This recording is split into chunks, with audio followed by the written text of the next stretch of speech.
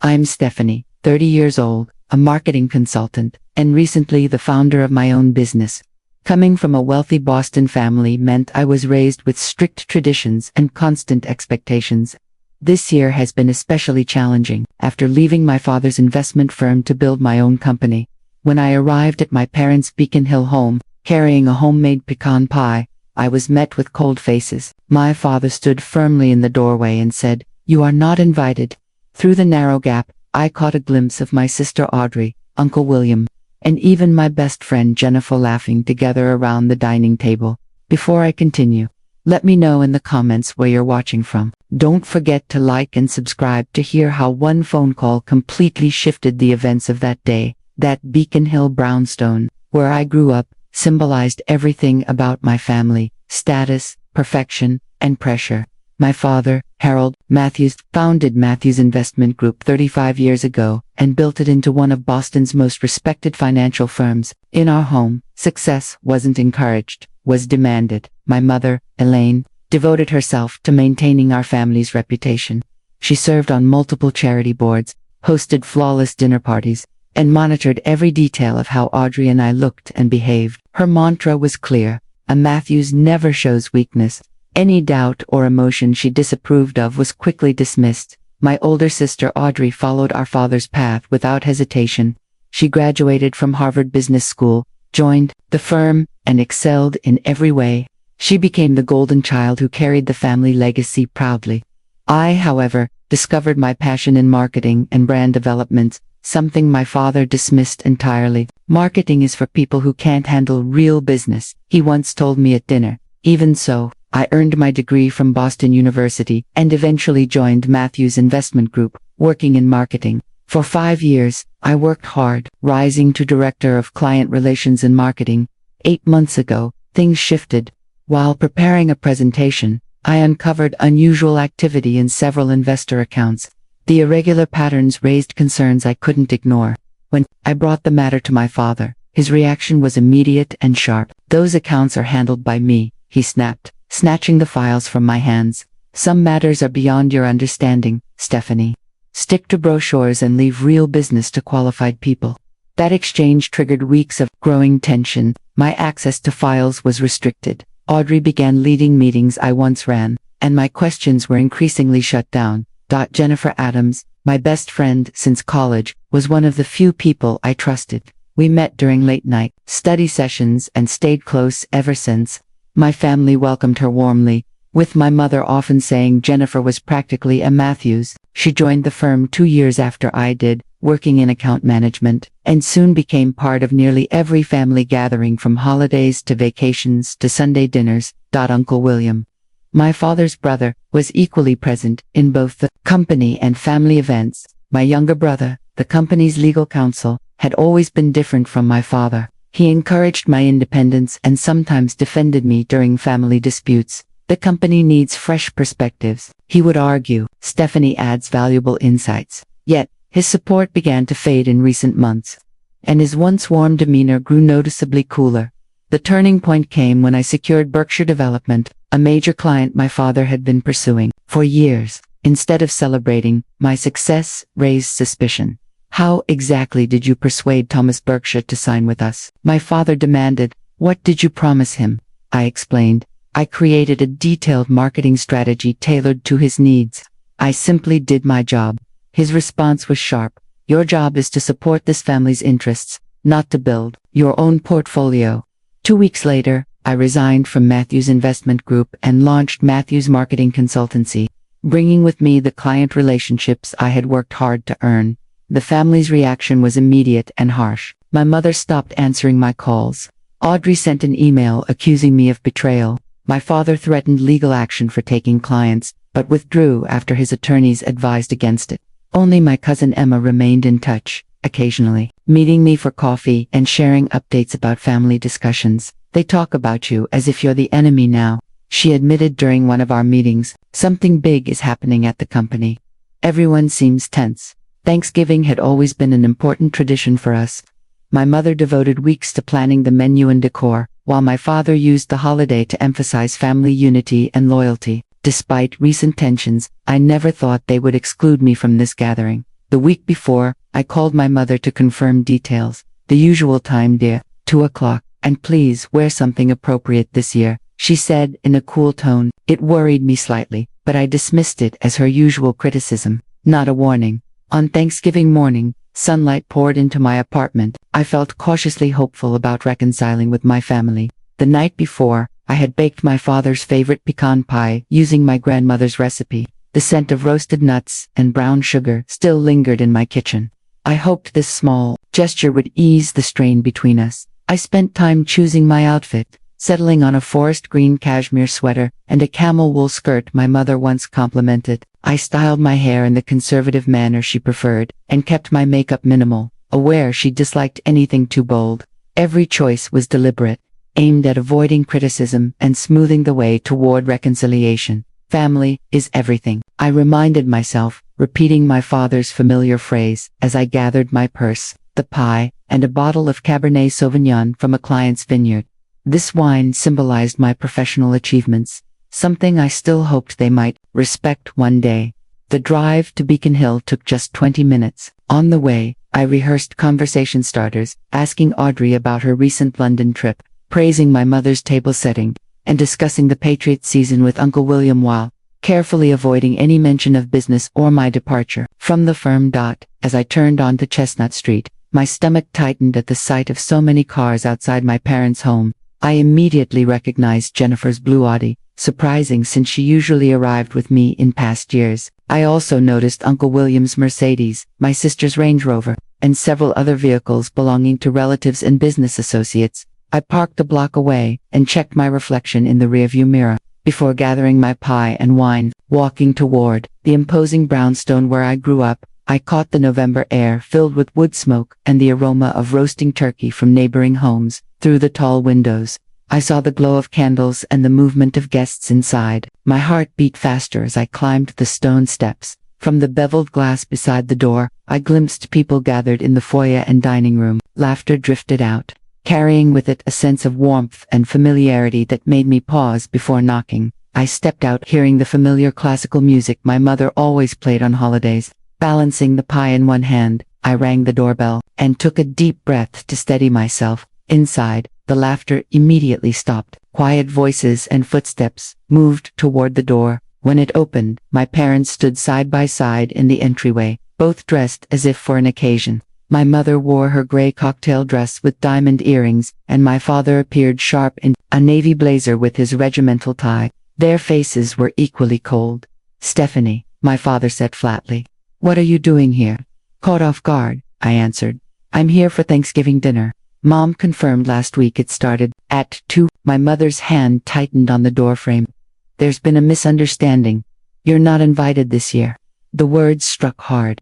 Looking past them, I saw the dining table set with china and crystal, decorated with the usual autumn centerpiece my mother made every year. Around it sat my sister Audrey in a burgundy dress, Uncle William holding a glass of scotch, and to my shock, Jennifer, my closest friends, sitting in what had always been my place. The room had gone silent. Some looked uneasy, others simply curious, but Jennifer and my sister seemed almost pleased. Jennifer quickly looked down when I caught her eye. "I brought pie," I said weakly, realizing the pointlessness even as I spoke. "Dad's favorite." "That won't be necessary," my father replied firmly. "We already have dessert. I think it's best you leave now." I stayed frozen at the doorway, the pie heavy in my arms, realizing this wasn't a mistake or a last-minute change. They had excluded me on purpose and even included my best friend in my place. "Can I ask why?" I managed, trying to steady my voice. "You know why," my mother whispered. "Your choices have consequences, Stephanie." Without further explanation, my father started to close the door. "Goodbye, Stephanie. Drive safely." The door shut with finality, leaving me alone on the steps with a pie and a bottle of wine meant to be shared with family. Through the door, I could hear voices starting up again, and the music turned louder, as if to erase the moment. I stood there for a few seconds, refusing to let them see me break. Then I turned and walked back down the steps. Each step felt heavy as I held the useless pie, fighting the tears pressing against my eyes. Back in my car, I placed the pie on the seat and gripped the steering wheel, staring at the house where I had grown up. Through the window, I could see my family gathered around the table, A gold-lettered banner behind my father's chair read, "Family First." The irony wasn't lost on me. Family first, lest someone questioned the expectations. The sharp pain I felt earlier began to harden into something else. Anger. Not reckless anger, but a calm, steady one that brought clarity. They had made their choice, and now I would make mine. I drove away from Beacon Hill with no clear destination, only needing distance from what had just happened. The streets were quiet, and eventually, I pulled over by the Charles River. Sitting there, I finally let myself process it all. This wasn't just being left out of dinner. It was a deliberate rejection. Jennifer's presence proved she had known and chosen to stay silent. Uncle William, once my supporter, sat at the table without objection. The cruelty was not accidental, it was planned. The view before me left me momentarily still as I watched rowers glide across the river. A memory surfaced. Michael Donovan, a friend from my short time in law school before I switched to business. Michael had focused on financial fraud and now worked at the Securities and Exchange Commission. We had reconnected just 3 months earlier at an alumni event. That night, after a few glasses of wine, I had confided in him about troubling details from some accounts I had seen: large transfers to offshore entities, inconsistent reporting, and client accounts merged without proper documentation. Michael had listened carefully. "Do you have any proof, Stephanie? These are serious issues." I admitted that I had copied certain files before leaving, though I hadn't reviewed them. "Family loyalty, you know," I explained. Still, I had kept them just in case. Michael had handed me his card. "If you ever decide to go through those files, call me immediately. Some things go beyond family loyalty." I had tucked his card away, trying to forget that conversation and what it might mean. But now, sitting in my car on Thanksgiving Day, cut off from my family, I pulled out my phone and hovered over his number. Pressing that call would cross a line I could never step back from. If I shared what I knew with Michael, it could set in motion events that might dismantle everything my family had built. Was I ready for that? The memory of my parents shutting the door in my face hardened my decision. I pressed call. Michael answered on the third ring, children's voices, faint in the background. "Stephanie, happy Thanksgiving. Everything all right?" "Not really," I replied, my voice steadier than expected. "Remember those files I mentioned? I think it's time you see them. How soon can we meet?" I heard him shift into a quieter place. "This sounds serious. Are you certain? Once we start, there's no turning back." "I'm sure," I said, surprised at my own clarity. My family made their position clear. Now I need to stand by mine. "Tomorrow morning, then 8 o'clock at my office. Bring everything. I'll be there," I promised before ending the call.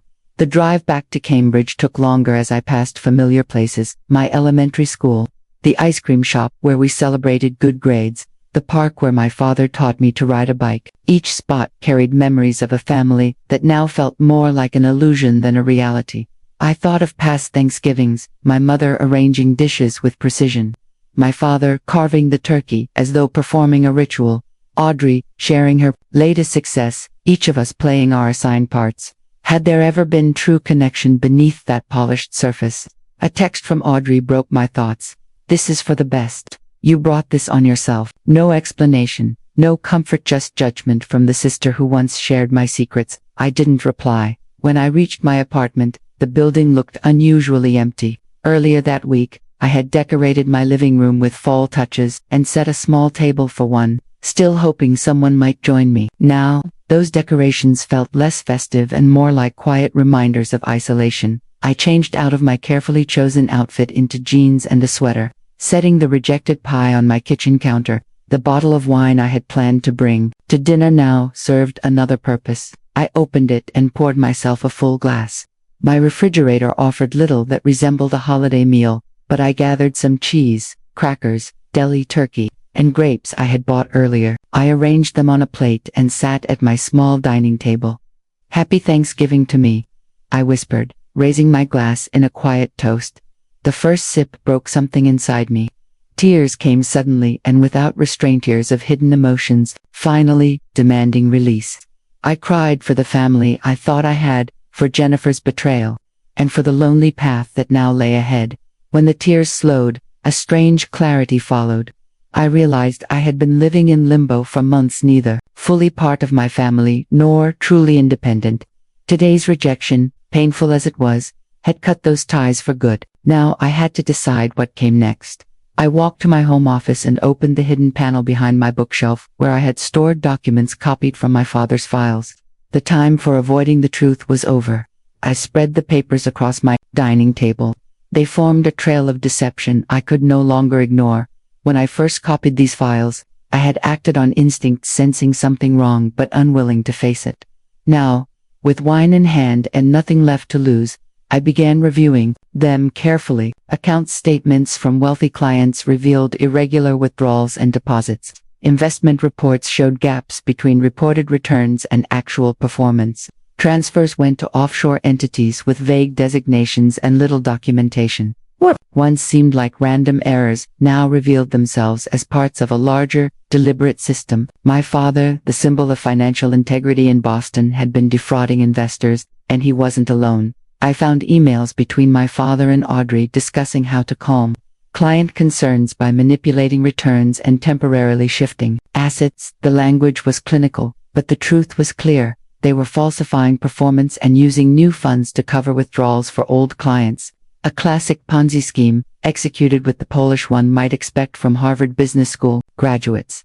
More troubling were the emails that mentioned me directly. Stephanie's access to the Ferguson and Williams accounts needs to be restricted.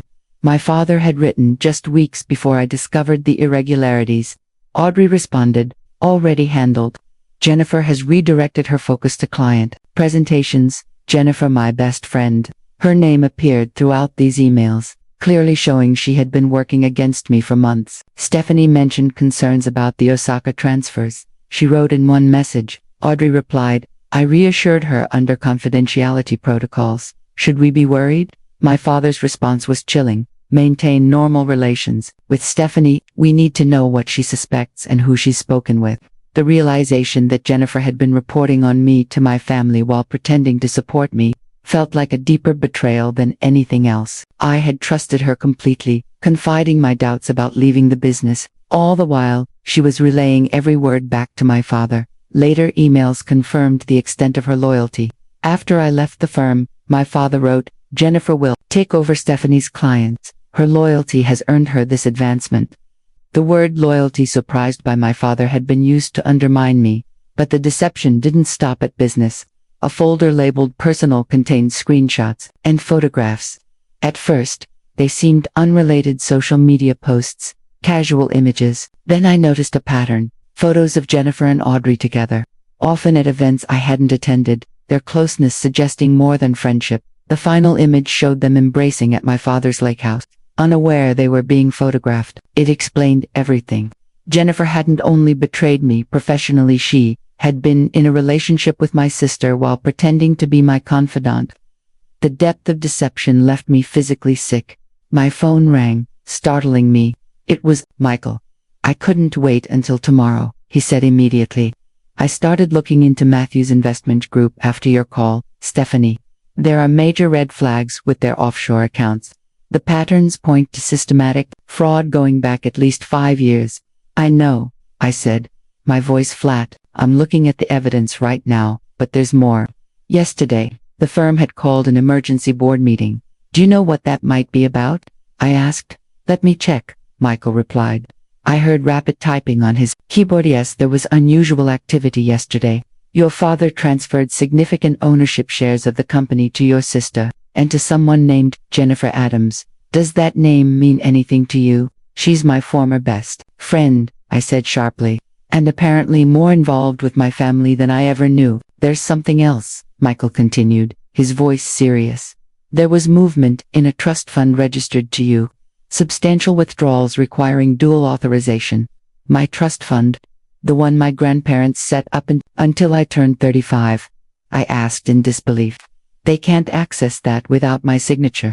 Someone did, Michael said firmly. We may be looking at fraud or identity theft. Stephanie, I need to ask you directly, are you ready to submit this evidence formally to the SEC and other authorities? Doing so will almost certainly lead to criminal charges against your family members. His question lingered. Despite everything, I hesitated. These weren't just business associates, they were my family. My father, who taught me to ride a bike. My sister, who defended me in grade school. My mother, who cared for me through illness. but they were also the people who had locked me out today, who had conspired behind my back, drained my trust fund, and even turned my closest friendship into a tool of betrayal. Yes, I said finally. I'll submit everything, but I need to make copies first. Digital backups of all documents. Good, Michael replied. Secure everything. Some of this could conveniently disappear once they realized you've uncovered it. For the next hour, I scanned every record, saving encrypted copies. I organized the evidence chronologically and by violation, creating a clear, comprehensive file that even a non-expert could follow. The structured work steadied my thoughts and strengthened my resolve as I prepared to send the first batch of documents. My hand hovered over the button. This was the point of no return. Once sent, events would unfold beyond my control. My family would face exposure, possible charges, and the collapse of everything they had built. For a moment, I remembered my mother's face from childhood, comforting me after nightmares, my father's voice praising my first academic success, my sister's hand in mine on our first day of school. Then I remembered standing outside that closed door today rejected, while they celebrated without me. I remembered how they had undermined me professionally and personally, turning trust into a weapon. I thought of the investors who had entrusted their savings to my father. Unaware that the foundation of their security was deception, I pressed send. The moment after felt unreal, as though I was watching from outside my own life. I forwarded copies to Michael and regulators, then also to Thomas Berkshire and several other key investors, attaching a brief explanation and warning. Finally, I sent a private note to my cousin Emma, the only relative who had stayed in contact. Things are about to change dramatically. Be careful with your investments and connections to the firm. I sat quietly at my dining table, bracing for what was coming. Then, in an odd attempt at normalcy, I went to the kitchen and made myself a small Thanksgiving meal from what I had: turkey sandwiches, instant mashed potatoes, and a container of cranberry sauce. The simple routine gave me a momentary sense of calm. Exactly 19 minutes later, my phone lit up. A message from my father. "What have you done?" Just 3 words, but filled with rage and panic. Before I could process it, more messages came. My mother called repeatedly, leaving urgent voicemails. "Stephanie, whatever you think you know, call us immediately. This is a family matter, it must be handled privately." Audrey's texts shifted from anger to pleading. "You don't understand what you've done. This isn't just about Dad, you're destroying all of us. Please tell me you can undo this, we can fix everything." And then, Jennifer, the friend, who had vanished for weeks, finally reached out. Her message made my blood boil. "There's been a terrible misunderstanding. I never meant to hurt you. What happened with your family and the firm is complicated, but I never betrayed your trust the way you think. Please call me." Her denial only deepened the betrayal. What I uncovered almost felt absurd. I chose not to reply to any of the messages. Then, an unexpected one came from Uncle William.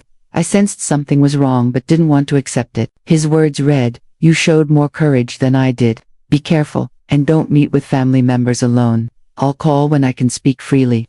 That message gave me a brief sense of reassurance. It reminded me that maybe I wasn't completely isolated in this.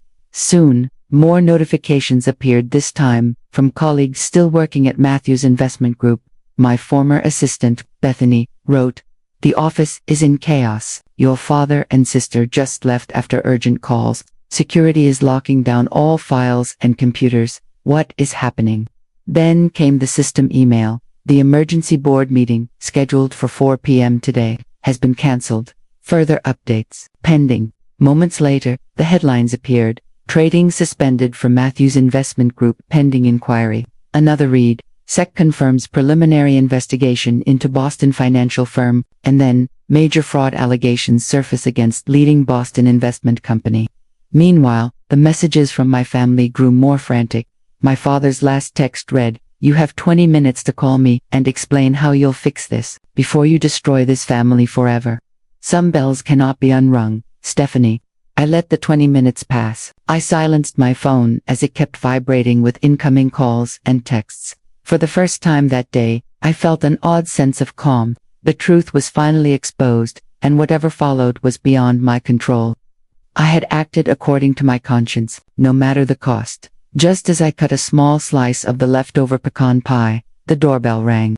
I froze, knife in hand, Suddenly sure of who it was, the microwave clock showed exactly 22 minutes had passed since my father's ultimatum. I put the knife down and walked to the door. Through the peephole, I saw them, my whole family. My father looked disheveled, my mother pale and stiff, Audrey's mascara streaked with tears, and Jennifer lingering with visible discomfort. I took a deep breath, straightened my back, and opened the door. How could you do this to us? My father's voice erupted the second the door opened. His face was red with an anger I had rarely seen, even in our worst fights. To your own family, do you understand what you've done? My mother stepped forward, placing her hand on his arm. Not here, Harold, she whispered sharply, glancing at the neighbors' doors. This must be dealt with privately. I remained calm, even against their fury. If you want to talk, you can come inside, I said, stepping aside, but you won't shout at me in my own home. They entered one by one, my father still fuming, my mother scanning my apartment with disdain, Audrey avoiding my eyes, and Jennifer hanging back as if ready to leave. Uncle William wasn't with them. Sit down if you like, I offered, motioning toward the furniture, but none of them moved. You need to retract everything immediately, my father demanded, his voice lower but still sharp. Call your contact at the SEC and tell them it was a mistake. We can still control this if we act quickly. Retract the truth, I asked, raising an eyebrow. Retract evidence of fraud, embezzlement, and identity theft. That's not possible, Dad. You don't understand what you're asking. What I had uncovered was almost unbelievable. I chose not to reply to any of the messages. Then, a surprising note came from Uncle William. He wrote that he sensed something was wrong, though he hadn't wanted to believe it. He told me I had shown more courage than he had, warning me not to meet any family members alone. He promised to call when it was safe to speak. That message gave me a moment of relief, support from the one person I remembered sitting silently at that Thanksgiving table. Perhaps I was not completely alone. The next wave of notifications came from former colleagues at Matthews Investment Group. My old assistant Bethany wrote, "The office is in chaos. Your father and sister rushed out after urgent phone calls. Security is seizing all computers and files. What is going on?" Shortly after, the Kafta company's system announced that an emergency board meeting scheduled for 4 p.m. had been cancelled. With more details to come. Then came the breaking news alerts. Trading suspended for Matthews Investment Group, pending investigation. SEC confirms. Preliminary inquiry into Boston-based financial firm. Major fraud allegations emerge against a prominent Boston investment company. Meanwhile, my family's messages grew more desperate. My father's final text read, "You have 20 minutes to call me and explain how you will fix this before you destroy this family forever. Some bells cannot be unrung, Stephanie." I ignored the countdown, silenced my notifications, and let the messages pile up. For the first time that day, I felt a strange calm. The truth was finally exposed, and what followed was beyond my control. I had done what I believed was right, no matter the personal cost. As I cut a small slice of the untouched pecan pie, the doorbell rang. I froze, knife in hand, instantly certain who it was.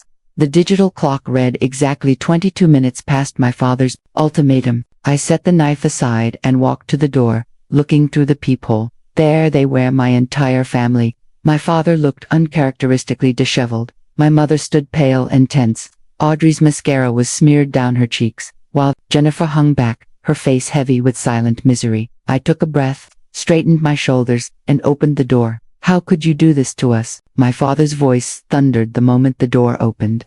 His face was flushed with anger, more intense than I had ever seen. "To your own family. Do you have any idea what you've done?" My mother stepped forward, laying a hand on his arm. "Not here, Harold," she said firmly, glancing at the nearby apartments. "This needs to be handled privately." I stood in the doorway, calm despite their fury.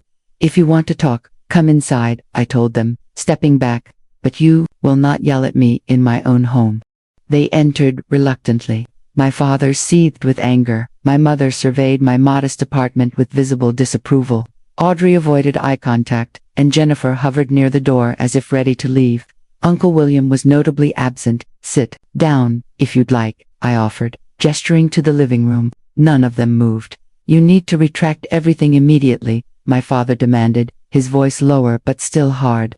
"Call your contact at the SEC and say it was a mistake. We can still contain this, if you act fast. Retract the truth, I asked, raising an eyebrow. Retract documented evidence of fraud, misused funds, and identity theft. That isn't possible, Dad. You don't understand what you're asking. The past year unfolded in ways I never could have expected since that difficult Thanksgiving when I was turned away at my parents' door. Soon after, the Matthews Investment Group went through a full restructuring once investigators uncovered widespread fraud affecting hundreds of clients. My father, facing multiple federal charges, accepted a plea deal that required full cooperation, heavy financial penalties, and house arrest instead of prison. His reputation in Boston's financial world collapsed. But by giving up control of the firm to a court-appointed board, he avoided harsher consequences. 3 months after the scandal, that same board approached me. We need someone with the Matthews name who understands the business but was never tied to the fraud. The new chairperson explained, your reputation for integrity is exactly what the company needs to rebuild trust. After much thought, I accepted a position overseeing compliance and ethical practices. Becoming the family's moral example carried its own irony. But I welcomed the chance to help repair what had been broken for the clients. Harmed by my father's actions, my personal relationships also shifted in unexpected ways. My mother remained distant, still unable to forgive me for what she considered a public humiliation. Her social world had collapsed, and she withdrew to the lake house in New Hampshire, rarely appearing in public. Audrey, however, surprised me. 6 months later, she reached out. During our first careful coffee meeting, she admitted, I've been in therapy.